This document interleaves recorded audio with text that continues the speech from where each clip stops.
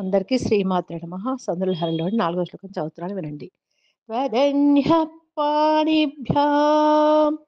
అభయవరదో దైవతగణః త్వమేకా నైవాసి ప్రకటితవరాభీత్యభినయా భయాత్రాతుం దాతుం ఫలమపి చ వాంఛాసమధికం శరణ్యే లోకానాం तव हि चरणावेव निपुणौ त्वदन्यः पाणिभ्याम् अभयवरदो दैवतगणः त्वदन्यः पाणिभ्याम् अभयवरदो दैवतगणः त्वदन्यः पाणिभ्याम् अभयवरदो दैवतगणः त्वदन्यः पाणिभ्याम् अभयवरदो दैवतगणः त्वमेका नैवासि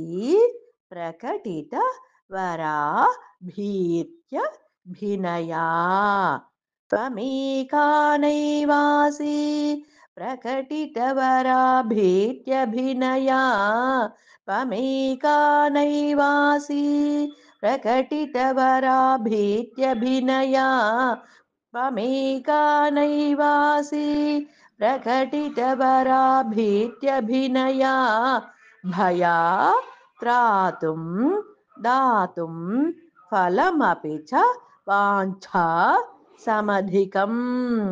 भयात्रातुं दातुं फलमपि च वाञ्छा समधिकम् भयात्रातुं दातुं फलमपि च वाञ्छा समधिकम्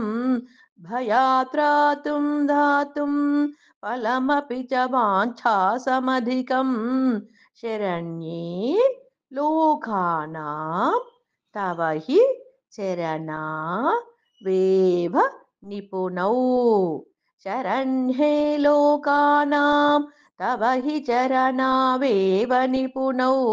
शरण्ये लोकानां तव हि चरणावेव निपुणौ शरण्ये लोकानां तव हि चरणावेव निपुणौ त्वदन्यः पाणिभ्याम् अभयवरदो दैवतगणः त्वमेका नैवासि प्रकटितवराभीत्यभिनया भयात्रातुं दातुं फलमपि च वाञ्छा समधिकं